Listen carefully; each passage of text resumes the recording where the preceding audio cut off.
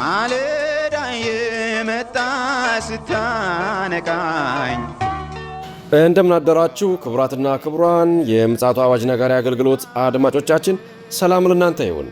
የማለዳ ቁርሳችንን አሁን ጀምረናል። አዘጋጅ እና አቅራቢ ፓስተር አለማየሁ ነሞ። መልካም ጊዜ ሆነላችሁ። ከሕይወት ምንጭ ውሃ ስታረካኝ ሰላም ጤና ይስጥልን። እንደምን አደራችሁ። ይህ በምፅዓቱ አዋጅ ነጋሪ አገልግሎት እየተዘጋጀ የሚቀርብላችሁ የማለዳ ቁርስ ፕሮግራማችን ነው። ወደ ዛሬው የማለዳ ቁርስ ፕሮግራም ከማለፋችን በፊት ይህንን ማለዳ በምሕረትና በቸርነቱ የሰጠንን እግዚአብሔር አምላካችንንና አባታችንን አብረን አመስግነን ወደ ዛሬው የማለዳ ቁርስ እናልፋለን። የዘላለም አምላክ እግዚአብሔር ሆይ በምሕረትና በቸርነትህ ጠብቀህን ዛሬ ደግሞ በዚህ ማለዳ ፊትህ እንድንሆን እድል ስለሰጠህን በኢየሱስ ክርስቶስ ስም እናመሰግንሃለን። እግዚአብሔር ሆይ ስለበዛልን ጸጋ፣ ስለረዳህን፣ አቅም ስለሆንከን፣ ጉልበት ስለሆንከን፣ ብርታት ስለሆንከን፣ ከሚታይ ከማይታየው ከክፉ ነገር ሁሉ ስለጠበቅከን፣ እጅ በእኛ ላይ ስላለች፣ ቸርነት በእኛ ላይ ስላለች፣ ምሕረት ከእኛ ጋር ስላለች በኢየሱስ ክርስቶስ ሕያውና ጻድቅ ስም እናመሰግንሃለን።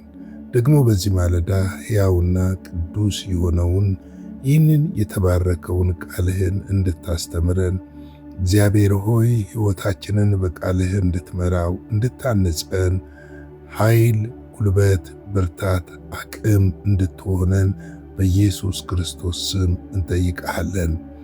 መጽሐፍ እንደሚናገር ቃሉን ላከ፣ ፈወሳቸው፣ ከመከራም ስጋት አዳናቸው ተብሎ እንደተጻፈ እንደዚሁ ደግሞ ጌታ ሆይ ይህ ቃልህ ይፈውስ ዘንድ ያጽናና ዘንድ ከመከራም ስጋት ያድን ዘንድ በኢየሱስ ክርስቶስ ስም እጠይቅሃለሁ። እግዚአብሔር ሆይ ቃልህን ባርክልን፣ ይህን ማለዳን ባርክልን። ሁሉም በእጅህ አሳልፈን ሰጠን። ስለ ሁሉ ነገር ተመስገን። ከፍ በል፣ ክበር፣ ግነን።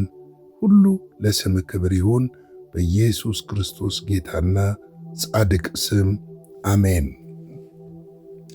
እንግዲህ በትናንትና 2 ቁጥር 10 ነበር የተመለከትነው። ይህም በሰማይና በምድር ከምድር በታች ያሉት ሁሉ በኢየሱስ ስም ይንበረከኩ ዘንድ ነው የሚለውን ሐሳብ ተመልክተን ነበረ። እንግዲህ ሁሉም ጉልበት ሁሉ፣ ምላስ ሁሉ፣ ኃይላት ሁሉ እንግዲህ የጌትነቱን ለሱ ለመለኮትነቱ ለአምላክነቱ ሁሉ ምን ይሆናል? ይንበረከካሉ። ይህ የዲያብሎስን ኃይል ስለሰበረው፣ የሲኦልን መውጊያ ስለሰበረው፣ የክፉን ኃይል ስላሸነፈው፣ የኃጢአት ጉልበት ስለተሸነፈ፣ ድል ስለነሳ ነው። ይህ ከስም ሁሉ በላይ የሆነ ስም የተሰጠው። በዚህ ስም ደግሞ በምድርም ከምድርም በታች ያሉ ሁሉ ምን ያደርጋሉ? ለዚህ ስም ይሰግዳሉ፣ ይንበረከካሉ። ኃይላት ቢሆኑ፣ ስልጣናት ቢሆኑ፣ አለቆች ቢሆኑ፣ ጭፍሮች ቢሆኑ ወቴበር ይንበረከካሉ። እነዚህ ሁሉ እንዲንበረከኩ ደግሞ መጽሐፍ ቅዱስ በግልጽ የእግዚአብሔር ቃል ይናገራል። ምክንያቱም እግዚአብሔር አምላካችን ይህንን ስልጣን ለእርሱ ሲሰጠው የሰጠበት በብዙ አልፎ እንደሆነ ያውም ለመስቀል ሞት እንኳን የታዘዘ እንደነበረ መጽሐፍ ቅዱሳችን ይነግረናል። ያንን ክፍል ደግሞ ተመልክተነው ነበረ። እንግዲህ ወገኖቼ ዛሬም ልናስታውስ የሚገባን ነገርና ልንረዳ የሚገባው ነገር ቢኖር በዚህ ስም የማይታዘዝ፣ በዚህ ስም የማይገዛ፣ በዚህ ስም የማይሰግድ፣ በዚህ ስም የማይበረከክ፣ ለዚህ ስም የማይሸነፍ በሰማይ ቢሆን በምድር ቢሆን ከምድር በታች ቢሆን ምንም ኃይል የለም። ሁሉ ለዚህ ስም ምን ይሆናል? ይንበረከካል። ሁሉ ለዚህ ስም ምን ይሆናል? ይሰግዳል። ሁሉ ለዚህ ስም እጁን አሳልፎ ይሰጣል። ምክንያቱም ይሄ ሕያውና ቅዱስ የሆነ የእግዚአብሔር ቃል እንደሆነ ልንመለከት ልንገነዘብ ያስፈልጋል እላለሁ። እንግዲህ ወገኖቼ ይህንን የእግዚአብሔርን ቃል ስንመለከት በማስተዋል ልንመለከት ያስፈልጋል። እኛም በክርስቶስ ኢየሱስ ስም ስልጣን እንደተሰጠን እንድናውቅና እንድናስተውል ያስፈልጋል። ትናንትና ጠቅሼዋለሁ። እባብና ጊንጡን ትረግጡ ዘንድ በጠላት ኃይል ሁሉ ላይ ስልጣንን ምን አድርጌያችኋለሁ? ሰጥቻችኋለሁ። የሚጎዳችሁ ነገር አንዳች እንኳ የለም ብሎ መጽሐፍ ቅዱስ በሉቃስ 10:19 ጀምሮ ይነግረናል። እንግዲህ ይህንን ከነገረን እኛም ጋር ስልጣን እንዳለ፣ እኛም ጋር ኦቶሪቲ እንዳለ ማወቅ ያስፈልጋል ለማለት እወዳለሁ። ዛሬ ቁጥር 11 እና እንዲሁም ደግሞ ቁጥር 12 ለመዳሰስ እንሞክራለን። ምላስ ሁሉ ለእግዚአብሔር አብ ክብር ኢየሱስ ክርስቶስ ጌታ እንደሆነ ይመሰክር ዘንድ ነው ይላል። እንግዲህ ይሄ ሁሉ የሆነው የኢየሱስን ጌትነት ሰማይ ምድር ፍጥረታት ሁሉ ምን ያደርጉ ዘንድ ነው? ይመሰክሩ ዘንድ ነው። ለዚህ ነው ኢየሱስ ክርስቶስ የእግዚአብሔር ልጅ በሰማይና በምድር ጌታ ነው ብለን የምንመሰክርበት ምክንያት ጌትነቱ በግልጽ ስላየንና በጌትነቱ ውስጥ የእሱ በረከትና የእሱ ጸጋ ስለተገለጠ እንደሆነ ልናውቅ ያስፈልጋል ብዬ አስባለሁ። ማንኛውም ምላስ ለእግዚአብሔር አብ ክብር ይላል። ለማ ለእግዚአብሔር አብ ክብር፣ እግዚአብሔር ይከብር ዘንድ ኢየሱስ ክርስቶስ ጌታ እንደሆነ ስንናገር ስንመሰክር እግዚአብሔር ይከብራል። እግዚአብሔር በልጁ መክበር ነው የሚከብረው። እኛ ደግሞ በልጁ መክበር እንከብራለን። ምክንያቱም እግዚአብሔር ለማክበር ልጁን እናከብራለን፣ ስለ ልጁ እንመሰክራለን፣ ስለ ልጁ እንናገራለን፣ ስለ ጌታችን ስለ መድኃኒታችን ስለ ኢየሱስ ክርስቶስ እንናገራለን፣ እንመሰክራለን። ያን ጊዜ እግዚአብሔር አብ ይከብራል። እኛ ደግሞ ስለ እሱ ስንመሰክር እርሱ ደግሞ ያከብረናል። ምክንያቱም የእግዚአብሔር ቃል በግልጽ ይህንን ስለሚናገርና ስለሚያስቀምጥ እንደሆነ ልንረዳና ልናውቅ ያስፈልጋል። እንግዲህ በምድር ላይ ከተጠሩ ስሞች ሁሉ በላይ የሆነ ስም የኢየሱስ ክርስቶስ ስም ነው። አሸናፊ የሆነው ስም የኢየሱስ ክርስቶስ ስም ነው። ለዚህ ስም አጋንንት ይንቀጠቀጣሉ፣ ተፈጥሮ ይታዘዛሉ፣ ፍጥረት ሁሉ ድምፁን ይሰማሉ፣ ደግሞ ይታዘዙታል። ይህንን ፍጥረት ሁሉ ለሚሰማውና ድምፁን ሰምቶ ለሚታዘዝለት ስም ደግሞ ኢየሱስ ክርስቶስ ከሙታን እንደተነሳ፣ ሞትን እንዳሸነፈ፣ በአብ ቀኝ እንዳለ፣ ተመልሶ እንደሚመጣ ጌትነትንና አለቅነቱን ስንመሰክር እግዚአብሔር አብ ደግሞ በዚህ ምስክርነት በምድርም በሰማይም ይከብራል። ክብር ለኢየሱስ ይሁን። ያንን ስናደርግ እኛም ደግሞ ከእርሱ ጋር አብረን እንከብራለን። መጽሐፍ ቅዱስ እንደሚናገረንና እንደሚያመለክተን ይህንን ነገር ሁልጊዜ ልንመሰክር ያስፈልጋል። ዛሬ በቤተ ክርስቲያን የጠፋው ነገር ስለ ኢየሱስ ክርስቶስ ከመመስከር ይልቅ ስለተደረጉልን ነገሮች ነው መመስከር የምንፈልገው፣ ወይም ደግሞ ስላጋጠሙኝ ችግሮች፣ እነዛን ችግሮች እንደዚህ ሆኜ እንደዛ ወጥቼ። ነገር ግን ዛሬ ልንመሰክር ለሥጋ ለባሽ ሁሉ ልናወራውና ልንናገረው የሚያስፈልገው ስም ቢኖር የኢየሱስ ክርስቶስ ስም ነው። ይህንን ስም ስንመሰክር ነው ወንጌል በዚህ ስም ይሰፋል፣ አጋንንት በዚህ ስም ይሸነፋል፣ በምድር ላይ ያሉ ማንኛውም ቋጠሮች በዚህ ስም ይፈታሉ። ስሙ ከስሞች በላይ ስለሆነና ኃያልና ብርቱ ስም ስለሆነም ጭምር ነው። ስለዚህ ቤተ ክርስቲያን ይህንን ስም በሰማይና በምድር ልታውጅ ተጠርታለች። ሐዋርያት ሥራ ምዕራፍ 1 ቁጥር 8ን ስንመለከት ጌታ ኢየሱስ ክርስቶስ ምንድን ነው የተናገረው? ይህንን ነገር እስቲ እንደው አየት አድርገን እንመለስ። ምንድን ነው ያለው? ቁጥር 8 ላይ ሄደን እንመለከታለን። እንደዚህ ይላል፣ ነገር ግን መንፈስ ቅዱስን በእናንተ ላይ በወረደ ጊዜ ኃይልን ትቀበላላችሁ፣ በኢየሩሳሌም፣ በይሁዳ ሁሉ፣ በሰማርያ እስከ ምድር ዳርቻ ዳርም ድረስ ምስክሮቼ ትሆናላችሁ አለ። እንግዲህ ከቤተ ክርስቲያን ተልኮ ትልቁ ተልኮ የሚባለው የኢየሱስ ክርስቶስ ምስክሮች መሆን ነው። የምን ምስክሮች ነው? የሞቱን፣ የትንሣኤውን፣ ደግሞ ተመልሶ የመምጣቱን ምስክርነት እንድንናገር መጽሐፍ ቅዱስ ይነግረናል።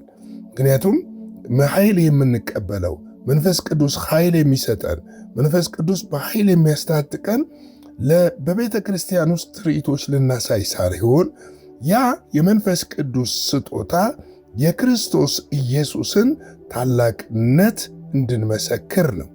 ታላቅነት እንድንናገር ነው። አዳኝነት እንድንናገር ነው። ጌትነት እንድንናገር ነው። አምላክነት እንድንናገር ነው። ስለዚህ ይህንን ኃይል በተቀበልን ጊዜ ደቀ መዛሙርቱ በዓለ ሃምሳ በሆነበት ሰዓት መንፈስ ቅዱስ ከተቀበሉ በኋላ ቀጥታ ወጥተው የተናገሩት ነገር ምንድን ነው? ስለ ኢየሱስ ክርስቶስ ነው የተናገሩት። እንደው አንድ ነገር እናንሳ፣ ምክንያቱም ማንሳት ስለሚገባን ብዬ ነው። እንግዲህ እንደዚህ ይላሉ። ቁጥር 8 ጀምሮ ላንብብ። በሐዋርያት ሥራ ምዕራፍ 2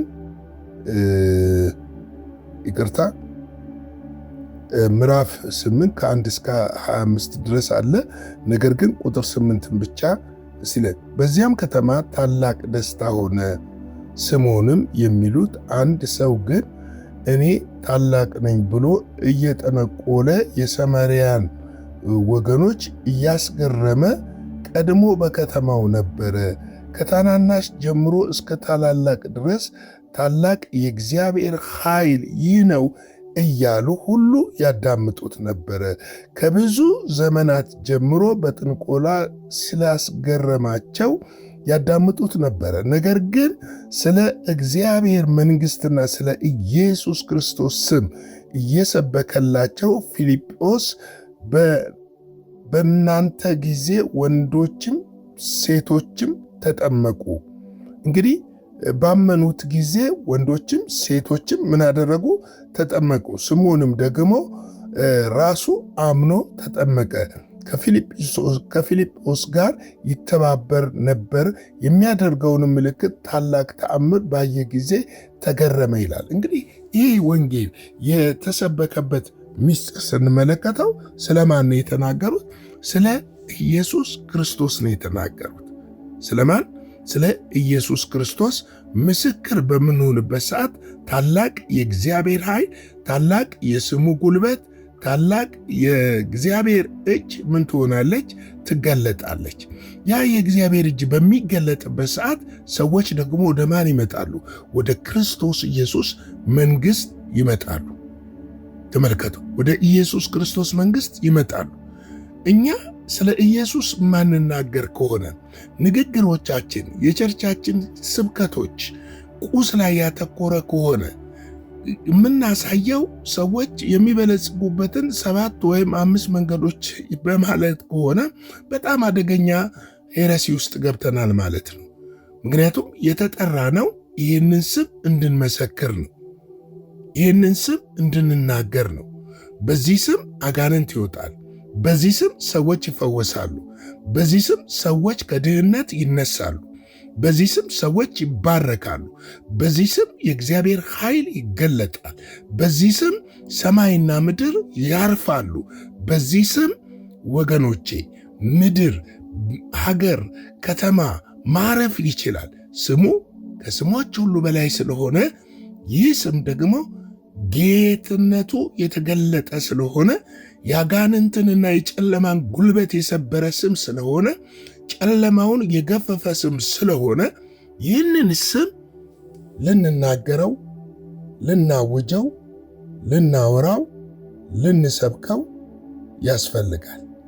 ስሙ ከስሞች በላይ ነውና ወገኖቼ ይህንን ስም ከመናገር ወደኋላ ማለት የለብንም ብዬ ላሳስብ እወዳለሁ። በነገው ዕለት ቀጣዩን ቁጥር 12 እንመለከታለን። ላይክ፣ ሼር፣ ሰብስክራይብ እያደረጋችሁ ይህንን እግዚአብሔርን ቃል ለሁሉ እንድታጋሩ በጌታ ፍቅር እጠይቃችኋለሁ።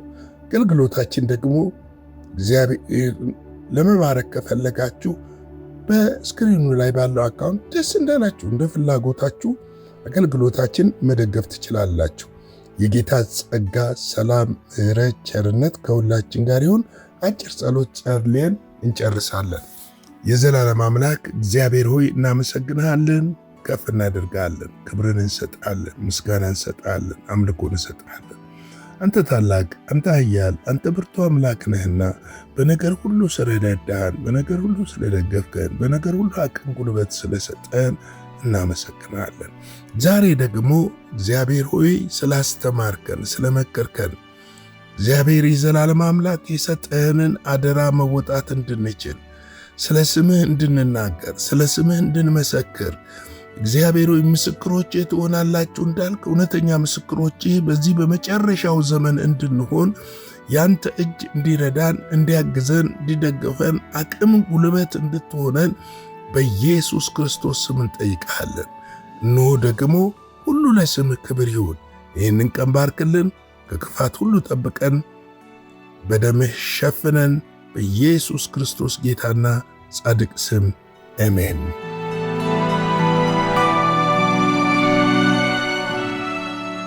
በነበረን የመልእክት ክፍለ ጊዜ እንደተባረካችሁ ተስፋ እናደርጋለን። በነገው ማለዳ በሌላ ዝግጅት እንገናኛለን። መልካም ቀን።